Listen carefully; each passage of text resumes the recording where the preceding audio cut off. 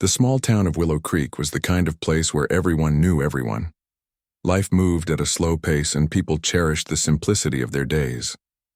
It wasn't the kind of town where strange or shocking things happened, until James Harper walked into the local church office one rainy evening with a request that left everyone stunned. James was a quiet man in his early 40s who worked as a mechanic at the edge of town. He wasn't particularly social, but he was known for being dependable and hardworking. If someone needed their car fixed, they went to James. If someone needed help moving furniture or repairing a broken fence, James was always there. Despite his reliability, he kept to himself most of the time. He rarely spoke about his past, and when he did, it was only in vague terms. The townsfolk respected his privacy, though many wondered about the sadness that seemed to linger behind his eyes. On that particular evening, the rain poured relentlessly, tapping against the windows of the church office. Father Michael, an elderly priest with a warm smile and a calming presence, was going through some old records when he heard a knock at the door. He looked up to see James standing there, drenched from head to toe. His clothes were soaked, his hair plastered to his forehead, and his expression was one of determination mixed with desperation. "Father Michael," James began, his voice trembling slightly, "I need your help." The priest gestured for him to sit down, offering him a towel to dry off.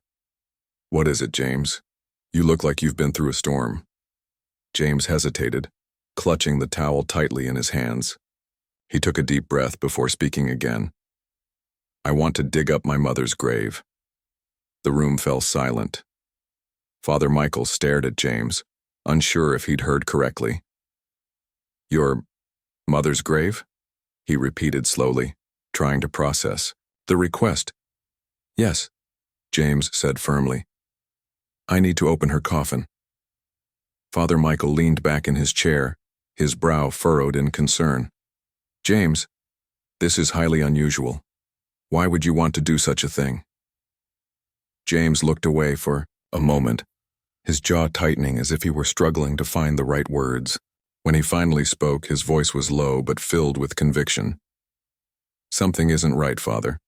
I can't explain it fully, but I feel like there's something I need to know. Something important."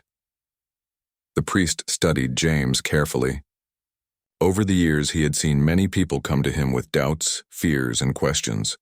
But this was different. This wasn't just curiosity. It was something deeper, a gnawing sense of unease that had clearly taken hold of James's mind. "James," Father Michael said gently, "your mother passed away many years ago. Her funeral was peaceful, and she was laid to rest with dignity. Are you sure about this? Exhuming a grave is no small matter." "I'm sure," James replied without hesitation. "I wouldn't ask unless I truly believed it was necessary." The priest sighed, rubbing his temples thoughtfully. He couldn't deny that James seemed sincere, but the request was so unusual that it made him uneasy. Still, Father Michael had known James since he was a boy. He remembered how close James had been to his mother, Evelyn Harper. She had been a kind woman, well-liked by everyone in town. Her death had been sudden and tragic, leaving young James devastated. Perhaps after all these years, James was still grappling with unresolved grief. "All right," Father Michael said finally. "If this is what you feel you must do, I'll help you.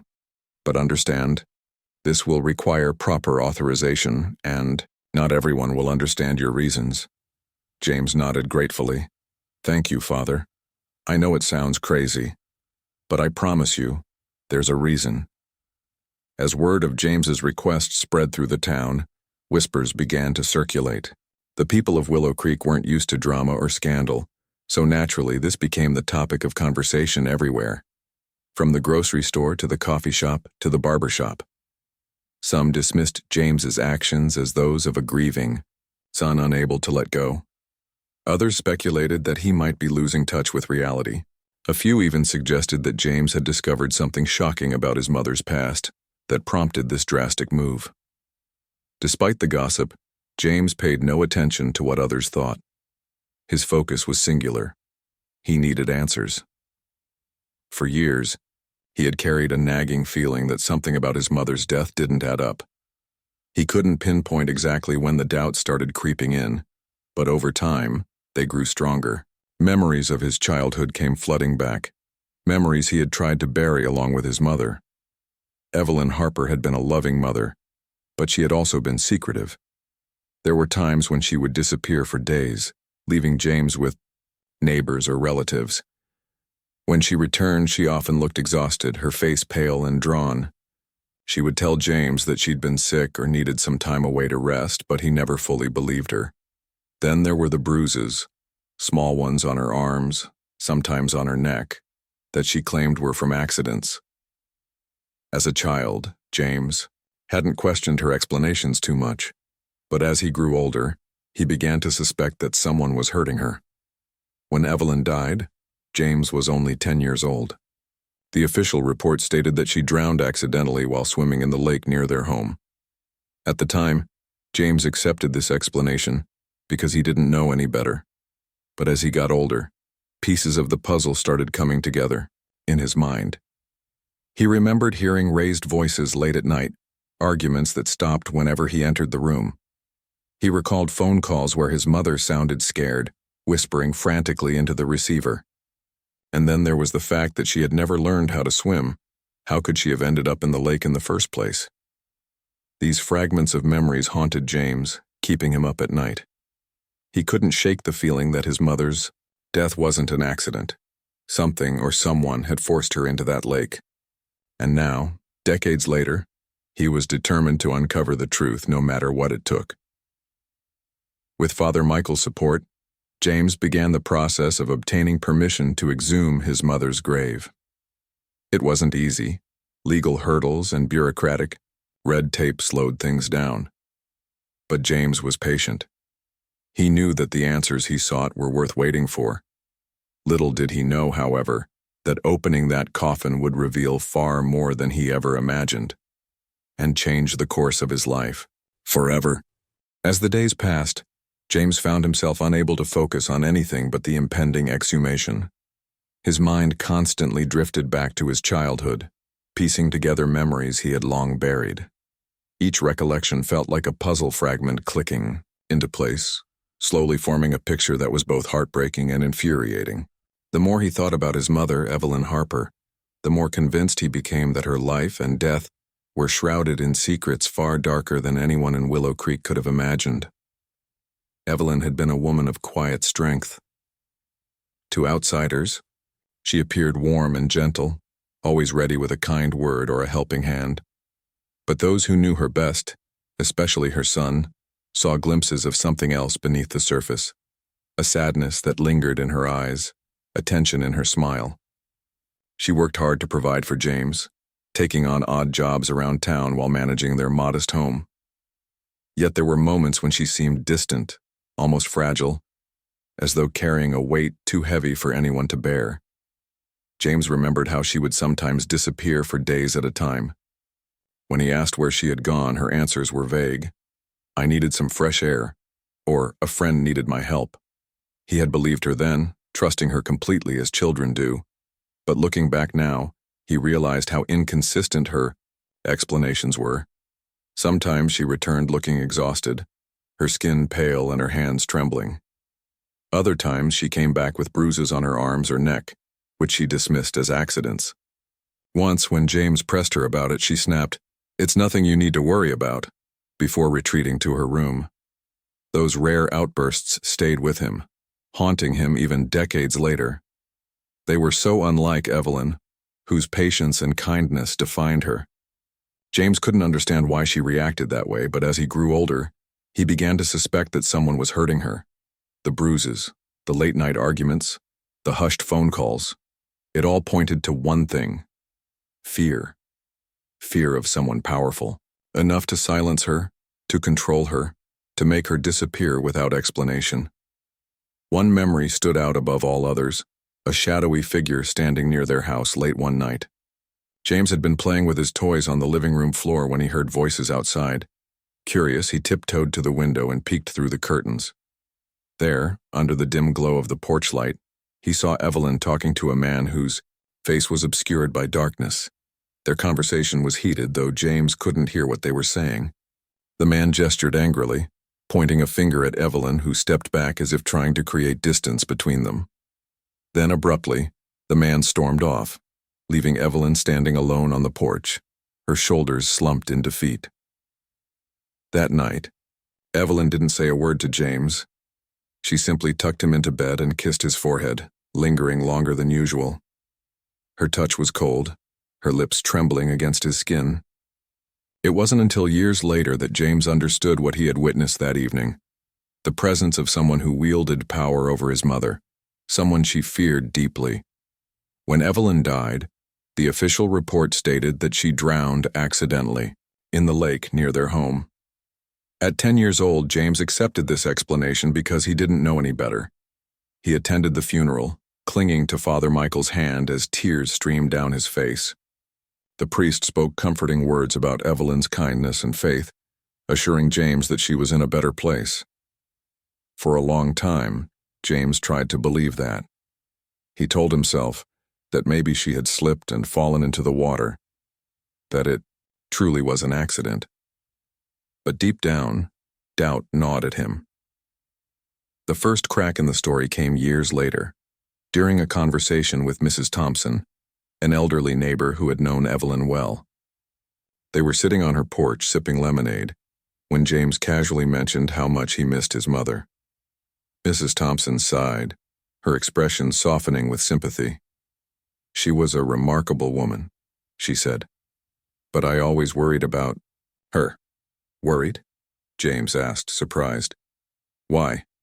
Mrs. Thompson hesitated, glancing around as if checking for eavesdroppers. Lowering her voice, she continued. "There were rumors, you know, about your father." "My father?" James frowned. He had never known his father. Evelyn had refused to talk about him, saying only that he was gone and not coming back. As a child, James had assumed his father had abandoned them. Now, hearing Mrs. Thompson bring him up made James uneasy. "Yes," Mrs. Thompson said cautiously. "People used to say, well, they said he wasn't a good man, that he hurt Evelyn, but no one ever dared to confront him, not with his connections." James's heart sank. Connections? What did that mean? Before he could ask, Mrs. Thompson changed the subject, clearly uncomfortable with where the conversation was heading. But her words planted a seed of suspicion in James's mind. Could Evelyn's death have been connected to the man who had supposedly abandoned them? Was he the shadowy figure James had seen arguing with her that night? Over the years, James tried to push these thoughts aside, focusing instead on building a life for himself. He threw himself into work, fixing cars and helping neighbors, determined to keep busy. But the questions never fully went away. They simmered beneath the surface, resurfacing whenever he least expected it, in dreams, in passing conversations, in flashes of memory triggered by everyday sights and sounds. Now, as he prepared to exhume his mother's grave, those questions consumed him entirely. He replayed every moment of his childhood in his mind, searching for clues he might have missed. He thought about the bruises, the disappearances, the whispered phone calls. He thought about the shadowy figure on the porch and Mrs. Thompson's cryptic warnings. Most of all, he thought about the lake, the place where Evelyn was said to have drowned despite never learning how to swim. What if her death hadn't been an accident? What if someone had forced her into the water? Or worse, what if she hadn't died at all? The possibility sent a chill down James's spine. If Evelyn was still alive somewhere, hiding from whoever had tormented her, then everything he thought he knew about her death was a lie. And if that was true, then the truth lay buried not just in her grave, but in the lives of those who had known her best. With each passing day, James grew more certain that he was doing the right thing. Exhuming his mother's grave wasn't just about finding closure. It was about uncovering the truth, no matter how painful it might be. He owed it to Evelyn, to himself, and to the memory of the woman who had sacrificed so much to protect him. As the date of the exhumation approached, James felt a mix of emotions swirling inside him: fear, hope, anger, and determination. He didn't know what he would find when the coffin was opened, but he knew one thing for sure. Whatever it was, it would change everything. and whether the truth brought peace or turmoil, he was ready to face it head-on. The morning of the exhumation dawned cold and gray, as if the sky itself mourned what was about to take place. A thick mist clung to the ground, wrapping the cemetery in an eerie stillness. The air smelled of damp earth and fallen leaves, and the only sounds were the distant cawing of crows and the soft rustling of trees swaying in the wind. It was a somber scene, one that seemed almost too heavy for the small group gathered there. James stood at the edge of the grave, his hands shoved deep into the pockets of his worn jacket. His face was pale, his jaw clenched tightly as he watched. The gravediggers prepared to begin their work. Beside him, Father Michael offered quiet words of reassurance, though even the priest seemed uneasy. He had agreed to support James through this strange ordeal, but he couldn't shake the feeling that something extraordinary, or perhaps unsettling, was about to happen. A few feet away, two men from the coroner's office stood silently, their expressions unreadable behind professional masks. They had been called in reluctantly, their presence required by law to oversee the process. Neither of them looked particularly thrilled to be there. They exchanged occasional glances, their eyes betraying a mix of curiosity and discomfort. Rounding out the group were two local gravediggers, seasoned workers who had handled countless burials over the years. They moved methodically, setting up tools and preparing the site with practiced efficiency. As the first shovel struck the ground, James felt his stomach tighten. Each scrape of metal against soil echoed loudly in the silence, sending shivers down his spine. He tried to focus on the task at hand, reminding himself why he was doing this, but the weight of the moment pressed down on him, making it hard to breathe. What if he was wrong? What if opening the coffin revealed nothing but bones and dust, confirming the story everyone believed, that Evelyn Harper had died 20 years ago? But then again, what if he was right? The digging continued steadily, the rhythmic thud of shovels breaking through the earth filling the otherwise quiet morning. Slowly but surely, the hole grew deeper, until finally, the gravediggers hit something solid, a wooden surface. For a moment, no one spoke. The tension in the air was palpable, thick enough to cut with a knife.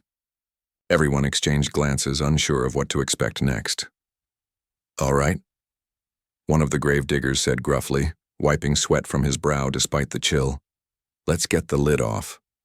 With careful precision, they worked together to pry open the coffin. The hinges groaned under the strain, protesting after 2 decades of being sealed shut. James stepped closer, his heart pounding so loudly he could hear it in his ears. He braced himself for what he might see, steeling his nerves. For the worst-case scenario, when the lid finally came loose and swung open, revealing the interior of the coffin, the entire group froze. There was no body. Instead of skeletal remains or any sign of human decomposition, the coffin contained only a neatly folded pile of linens, a white sheet, a delicate lace blanket, and a rosary resting atop the fabric like a final farewell. Nestled beside these items was a small, yellowed envelope addressed simply to James. The handwriting was unmistakably Evelyn's, each letter curved with the same care and attention she had always shown in everything she did. For several seconds, no one moved or spoke. The shock rippled through the group like a wave, leaving them stunned into silence. James stared at the contents of the coffin, his mind struggling to process what he was seeing. This wasn't possible. How could his mother's grave be empty? Where was her body? And why had she left these things behind? Father Michael was the first to break the silence. Stepping forward cautiously, he placed a gentle hand on James's shoulder. "Are you all right?" he asked softly, his voice tinged with concern. James didn't answer immediately. He reached into the coffin with trembling hands, carefully picking up the envelope. It felt fragile in his grasp, as though it might crumble at the slightest touch. His fingers traced the ink of his name, the familiarity of his mother's handwriting bringing tears to his eyes. Whatever was inside this envelope, it held answers he had been searching for his entire life. "I don't understand," one of the gravediggers muttered, scratching his head in confusion. "This doesn't make any sense. How can a body just disappear?" "It didn't disappear," James said firmly. his voice steadier than he expected. She wasn't here in the first place. His words hung in the air, heavy with implication. If Evelyn's body wasn't in the coffin, then where was it? Had she somehow faked her own death? And if so, why? The questions swirled in his mind, threatening to overwhelm him. But amidst the chaos of doubt and disbelief, one thing was clear. His mother had left him a message. She wanted him to find this envelope, and whatever truth it contained. The coroner's men exchanged skeptical looks, clearly uncomfortable with the turn of events. One of them cleared his throat awkwardly. "Look, we need to document this properly. Take photos, notes, the works. This is highly irregular, and we'll have to report it to the authorities." James barely heard him. All he could think about was the envelope in his hands. He wanted to tear it open right then and there, to devour its contents and uncover the truth once and for all. But he knew better than to act rashly. Whatever secrets lay within, they deserved respect and patience. "We'll finish documenting everything here," Father Michael assured the group, sensing James's growing agitation. "Then we'll go somewhere private where you can read the letter without interruption." James nodded gratefully, clutching the envelope tightly to his chest. As the others busied themselves with their tasks, he took a step back, his gaze lingering on the empty coffin. His thoughts raced, piecing together fragments of memories and suspicions that had haunted him for years. The bruises, the disappearances, the whispered phone calls, the shadowy figure on the porch. None of it made sense before. But now, standing in front of this inexplicable discovery, it all began to click into place. Evelyn hadn't drowned in the lake. She hadn't died at all. She had staged her own death, leaving behind these items as clues for her son to find. But why? Who, or what, had driven her to such extremes? And most importantly, where was she now? The realization hit James like a punch to the gut. His mother was alive. Somewhere out there, she was alive. The thought filled him with a mixture of emotions: relief, anger, joy, and fear, all battling for dominance in his heart. He should have been furious with her for abandoning him, for letting him believe she was dead for 20 years. But instead, he felt an overwhelming surge of hope. Hope that he might finally find her, that he might have the chance to ask her all the questions burning inside him. As the group packed up their equipment and prepared to leave the cemetery, James lingered for a moment longer. He stared down at the empty coffin, his mind replaying every detail of the morning. The folded linens, the rosary, the envelope, all of it pointed to one undeniable conclusion. Evelyn Harper had planned this meticulously. She had known someone would come looking for her someday, and she had left a trail for her son to follow. With renewed determination, James turned away from the grave and headed toward Father Michael's car. The envelope burned in his pocket, its weight both literal and metaphorical. He didn't know yet what the letter would say, but he was certain of one thing: his journey was far from over.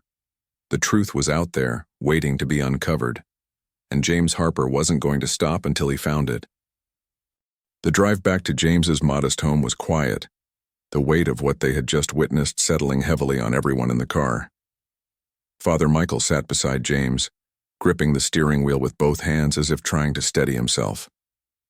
The priest kept glancing at James out of the corner of his eye, unsure of how to offer comfort or advice. He could see the storm of emotions playing across James's face: shock, confusion, and a flicker of hope that seemed to grow stronger with each passing mile. James, for his part, stared out the window, clutching the envelope tightly in his lap. His mind raced with questions, theories, and possibilities. What could his mother have written? Why had she gone to such lengths to fake her death? And where was she now? Every bump in the road felt like a jolt pulling him back to reality, reminding him that he was holding answers in his hands, answers he had waited decades to uncover. When they finally arrived at James's house, Father Michael insisted on staying. "You shouldn't do this alone," he said firmly but kindly. "Whatever is in that letter, it's going to be big. You might need someone to talk to afterward." James hesitated for a moment before nodding. He appreciated the priest's concern, even if he wasn't used to leaning on others for support. Together, they stepped inside the small, cluttered living room.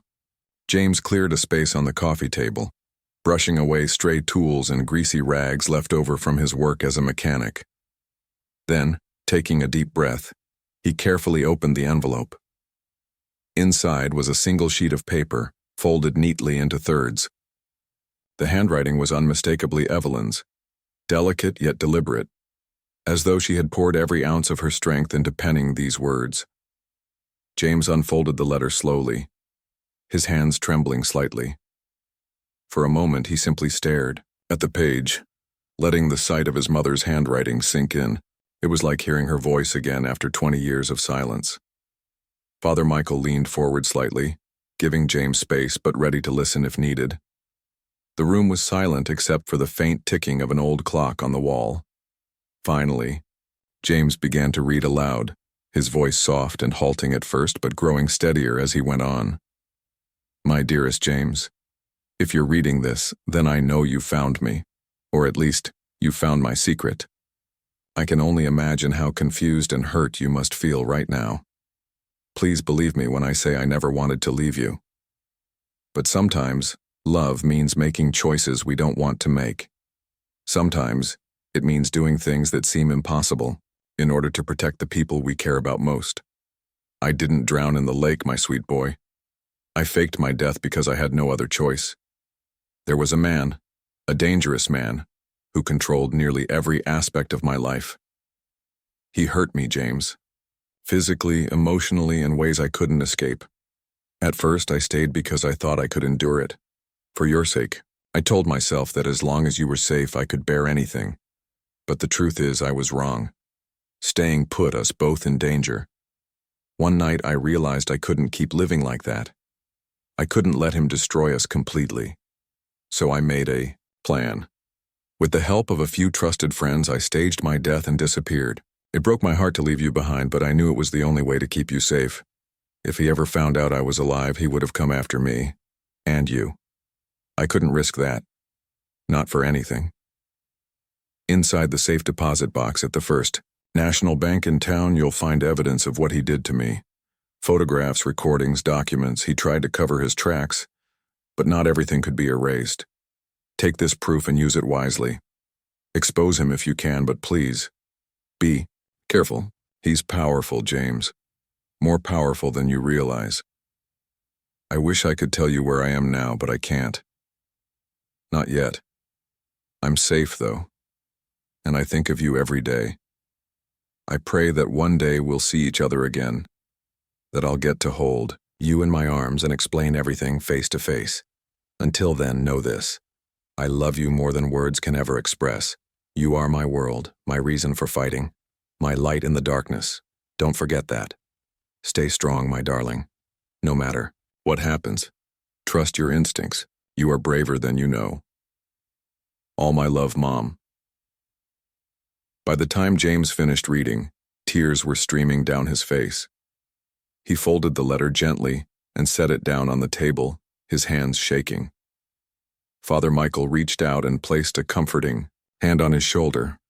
She loved you so much, James, the priest said softly. Everything she did to protect you. James nodded, swallowing hard. His chest felt tight, torn between grief, anger, and gratitude. Grief for the years he had lost with his mother. Anger at the man who had forced her to flee. And gratitude for her sacrifice, her courage, and the fact that she was still alive somewhere. But there was no time to dwell on those emotions. The letter had given him a mission, and he intended to see it through. Without hesitation, he grabbed his keys and headed toward the door. Father Michael followed, sensing that James wasn't about to wait. Where are you going? The priest asked. To the bank, James replied, his voice firm. She mentioned a safe deposit box. If there's evidence of what he did to her, I need to see it. Father Michael nodded, climbing into the passenger seat once again. Then I'm coming with you. The ride to the bank was tense, the air thick with anticipation. When they arrived, James approached the receptionist and explained the situation. After some initial resistance, the staff agreed to grant him access to the box listed under Evelyn Harper's name. Armed with the key she had hidden inside the coffin along with the letter, James unlocked the compartment and pulled out its contents. What he found inside chilled him to the bone. There were photographs of Evelyn, her face bruised and swollen, clearly taken during violent episodes. There were audio recordings of heated arguments, her voice trembling with fear as she pleaded for mercy. And there were documents, letters, emails, financial records that implicated none other than Richard Caldwell, the former mayor of Willow Creek. Richard Caldwell. The name hit James like a freight train. Caldwell had been a pillar of the community for decades, known for his philanthropy and charm. He had served multiple terms as mayor, earning accolades for his leadership and generosity. His annual charity events drew crowds from neighboring towns, and his name was synonymous with integrity and success. How could someone so revered be capable of such cruelty? As James sifted through the evidence, pieces of the puzzle began falling into place. He remembered seeing Caldwell around town when he was younger, always impeccably dressed, always smiling. He recalled Evelyn mentioning Caldwell's name once or twice, though she had quickly changed the subject whenever James asked about him. Now it all made sense. Caldwell hadn't just been her abuser. He had been the shadowy figure James had seen arguing with her on the porch that fateful night. Father Michael looked over the materials, his expression grim. "This is devastating," he murmured. "How could no one have known?" "Because he's powerful," James said bitterly, and because she was too scared to speak up. They spent hours poring over the evidence, cataloging every detail. By the time they left the bank, the sun was setting, casting long shadows across the streets of Willow Creek. James felt a mix of determination and dread. He had the proof he needed to expose Caldwell, but confronting a man of his stature wouldn't be easy. Still, he knew he couldn't back down now, not after everything his mother had endured. "I'll take care of this," James said resolutely as they drove back to his house. "No matter what it takes." Father Michael nodded, offering a silent prayer for strength and guidance. Whatever lay ahead, one thing was certain. The truth was finally coming to light, and it would change everything. The next morning, James woke up with a singular focus. His mind was sharp, his resolve unshakable. The weight of the evidence he now carried felt both empowering and overwhelming. He knew that confronting Richard Caldwell wouldn't be easy. The man had spent decades cultivating a reputation as a pillar of the community, charitable, respected, untouchable. But James also knew that beneath that polished exterior lay a monster who had terrorized his mother for years. It was time to expose him. James began by gathering everything he needed: the photographs, recordings, and documents from the safe deposit box. He spread them out on his kitchen table, organizing them meticulously. Each piece of evidence told a story of abuse, manipulation, and fear. As he sifted through the materials, anger bubbled inside him, but he forced himself to stay calm. Emotions wouldn't help him now. Strategy would. He decided to enlist Father Michael's help. Once again, the priest had already proven himself to be a steady ally, someone who could offer wisdom and support without judgment. When James called him, Father Michael didn't hesitate to agree. "We'll do this together," he said firmly. "But we need to be smart about it." Together they devised a plan. First, they would confront Caldwell privately, giving him a chance to confess before going public. If he refused, or worse, tried to intimidate them, they would release the evidence to the authorities and the media. It was a risky move, but James believed it was the right one. He owed it to his mother to fight for justice, no matter the cost. That afternoon, James drove to Caldwell's sprawling estate on the outskirts of town. The house was an imposing structure, surrounded by manicured lawns and tall iron gates. James parked outside and rang the intercom, announcing himself. After a brief pause, the gates creaked open, allowing him entry. As he approached the front door, he couldn't shake the feeling of dread creeping up his spine. This was it, the moment he had been building toward. When the door opened, Caldwell stood there, impeccably dressed as always. His silver hair gleamed under the sunlight, and his smile was warm yet calculating. "James Harper," he said smoothly, extending a hand. "This is unexpected. What brings you here?" James ignored the handshake and stepped past him into the foyer. "We need to talk," he said bluntly, his voice cold and unwavering. Caldwell raised an eyebrow, his demeanor shifting slightly. "Well then, come in." He led James to a lavish sitting room, gesturing for him to sit. "Can I get you something to drink? Tea? Coffee?" "No," James replied sharply. "I'm not here for pleasantries." Caldwell's smile faltered for a fraction of a second before returning, though it was noticeably thinner now. "Very well. What can I do for you?" James reached into his bag and pulled out a folder containing some of the evidence. He placed it on the coffee table between them. "Do you recognize these?" he asked, sliding the photographs across the surface. Caldwell glanced at the images casually at first, but his expression changed instantly when he realized what they were. His face paled and his hands clenched into fists. For a moment he said nothing, his eyes darting nervously around the room.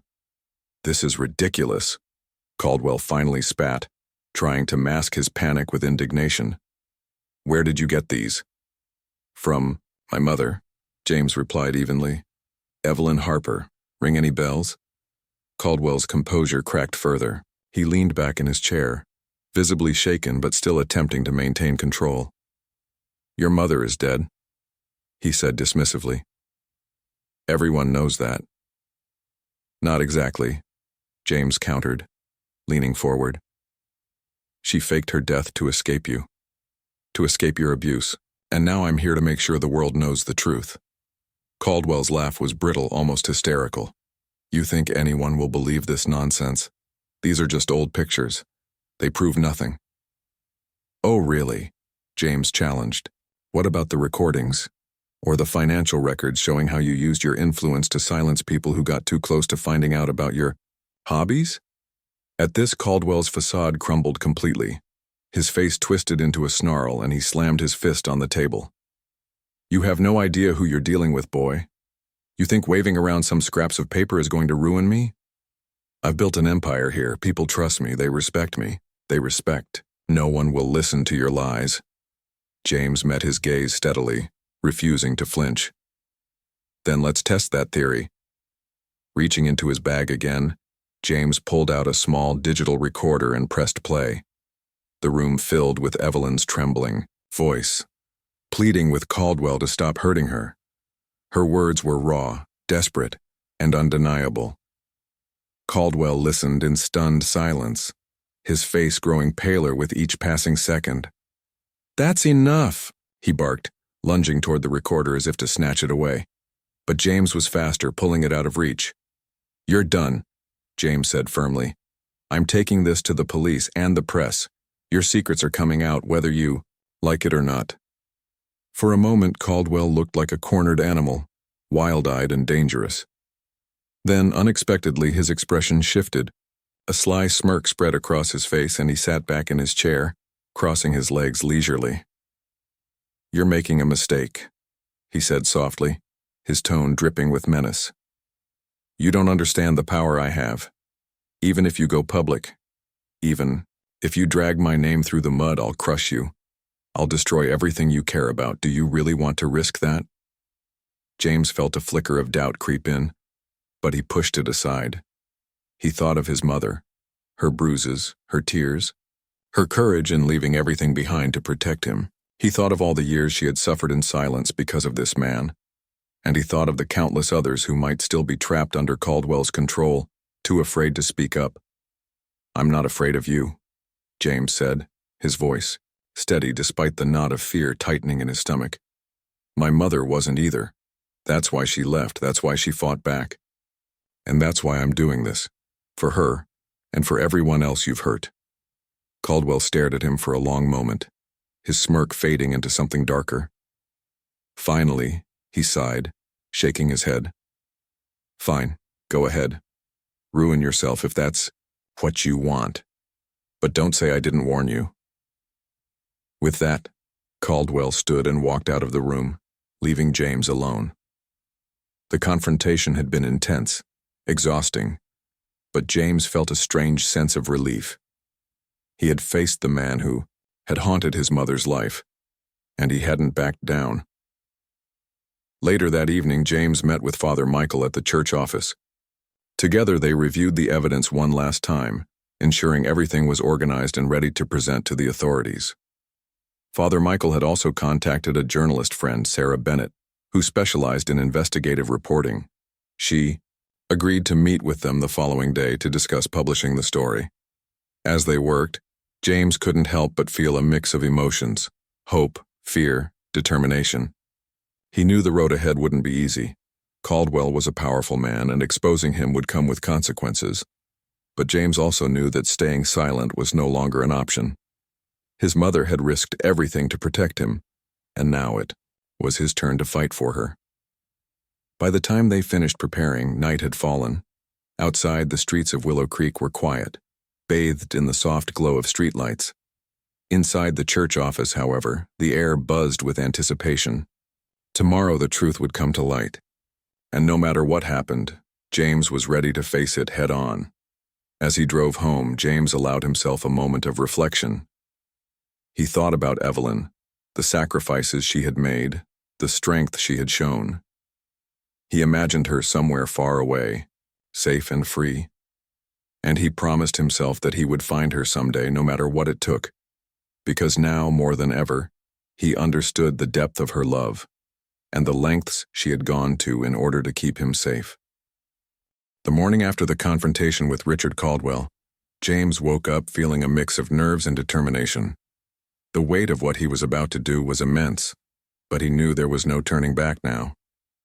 The evidence against Caldwell was undeniable, and it was time for the truth to come out, not just for his mother, but for everyone who had been hurt by the man's actions.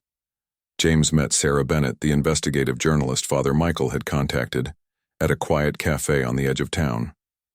She was a sharp, no-nonsense woman in her mid-30s, with a keen eye for detail and a reputation for uncovering hidden truths. When James handed over the folder containing the photographs, recordings, and documents, she didn't say much at first. Instead, she carefully examined each piece of evidence, her expression growing darker with every passing moment. "This is unbelievable," Sarah finally said, looking up at James. "If this gets out, and if we can verify it, it'll blow the lid off everything Caldwell has built." "That's the idea," James replied firmly. "He spent decades hiding behind his wealth and influence. It's time the world sees him for who he really is." Sarah nodded, her professionalism kicking in. "All right, here's what we need to do. I'll write an exposé detailing everything, your mother's story, the abuse, the evidence you've gathered, but we'll also need to involve the authorities. This isn't just a scandal, it's a criminal case." James agreed. They decided to split their efforts. Sarah would focus on gathering additional sources and preparing the article, while James would take the evidence directly to the police. Father Michael accompanied James to the station, offering moral support as they walked into the building. Inside, they requested to speak with Detective Laura Hayes, a seasoned investigator known for her integrity and dedication to justice. Detective Hayes listened intently as James laid out the entire story, from discovering the empty grave to confronting Caldwell. At first, she seemed skeptical, her brow furrowed as she flipped through the materials. But when she heard the audio recordings of Evelyn pleading with Caldwell, her demeanor shifted. By the end of the meeting, she promised to launch a full investigation. "We'll need to move quickly," Detective Hayes said. "Caldwell has connections everywhere, so we have to act before he tries to cover his tracks again." Over the next few days, the town of Willow Creek was turned upside down. Sarah's exposé hit the local newspaper's front page, accompanied by headlines that screamed, "Former Mayor Exposed. Decades of Abuse and Corruption Uncovered." The article detailed Evelyn Harper's harrowing story, complete with excerpts from the recordings and copies of the incriminating documents. Within hours, the story went viral, spreading far beyond the small town and drawing national attention. As the news spread, people began coming forward with their own stories. Women who had worked for Caldwell or been involved with him socially, recounted similar experiences of manipulation, threats, and violence. Some admitted they had stayed silent out of fear, while others revealed how Caldwell had used his power to ruin anyone who dared challenge him. Each new account added fuel to the fire, painting a damning portrait of a man who had exploited his position for decades. Meanwhile, the police moved swiftly. Armed with the evidence James had provided, along with testimony from other victims, they arrested Richard Caldwell at his estate. The once mighty mayor was led away in handcuffs, his face pale and drawn as cameras flashed around him. For the first time in years, he looked like a broken man. Back in Willow Creek, reactions were mixed. Some residents were shocked, struggling to reconcile the image of their beloved mayor with the monster described in the reports. Others expressed anger, not at Caldwell, but at themselves for not seeing the signs sooner. A few even blamed Evelyn, accusing her of tarnishing Caldwell's legacy despite the overwhelming proof of his crimes. But many more rallied behind James. Friends, neighbors, and strangers alike reached out to offer their support, praising him for his bravery. Even those who had once whispered about his mental state during the exhumation now hailed him as a hero. The townsfolk organized vigils in honor of Evelyn Harper, celebrating her courage and resilience. Slowly but surely, the narrative shifted. Evelyn wasn't remembered as a victim anymore. She was seen as a survivor, a woman who had risked everything to protect her son and escape her abuser. For James, the outpouring of support was both comforting and overwhelming. He appreciated the kind words and gestures, but his mind was still focused on one thing: finding his mother. With Caldwell behind bars and the truth finally exposed, James felt freer than ever to search for Evelyn. Using the limited information he had, he began reaching out to old acquaintances, tracking down leads and following any clue that might point him in her direction. It took months of relentless effort, but eventually, James found her. She was living in a secluded cabin nestled deep in the mountains, far from civilization. When he arrived, his heart raced with anticipation. He knocked on the door, half expecting it to be opened by a stranger, but when the door creaked open, there she was, Evelyn Harper, older but unmistakably the same woman he remembered from his childhood. For a moment, neither of them spoke. Then, tears streaming down her face, Evelyn pulled James into a tight embrace. They held each other for what felt like an eternity, neither wanting to let go. When they finally stepped back, Evelyn cupped James's face in her hands, studying him as if trying to memorize every detail. "I'm so sorry," she whispered, her voice trembling. "I never wanted to leave you, James. Not for a single day." "No," James replied, his own eyes filling with tears. "And I understand why you did it. You saved us both." They spent hours talking, catching up on the years they had lost. Evelyn explained how she had managed to disappear, relying on the help of a few trusted friends to fake her death and create a new life for herself. She told him about the loneliness she had endured, always longing to reconnect with him but fearing that doing so would put him in danger. And she apologized over and over, though James assured her there was nothing to forgive. Their reunion was bittersweet. While they celebrated being together again, the scars of the past remained. Evelyn still carried the emotional wounds inflicted by Caldwell, and James struggled to fully process everything he had uncovered. But they were determined to heal, to rebuild their relationship and move forward as a family. In the months that followed, James became an advocate for victims of domestic abuse. Drawing on his own experiences, he worked with local organizations to raise awareness and provide resources for those in need. His story inspired others to come forward, breaking the silence that often surrounds such cases. Evelyn joined him in this mission, using her voice to empower survivors and remind them that they weren't alone. As for Richard Caldwell, his fall from grace was swift and brutal. Convicted on multiple charges, including assault, coercion, and fraud, he was sentenced to prison for the rest of his life. The trial brought further revelations, exposing the extent of his corruption and the lives he had destroyed. By the time it ended, Caldwell's name was synonymous with shame rather than respect. Life in Willow Creek slowly returned to normal, or as close to normal as it could be after such a seismic event. The town emerged stronger, its people united by a renewed commitment to justice and compassion, and for James and Evelyn Harper, the future held promise. Though their journey had been long and painful, they had found each other again, and with that reunion came hope, healing, and the knowledge that love could overcome even the darkest secrets.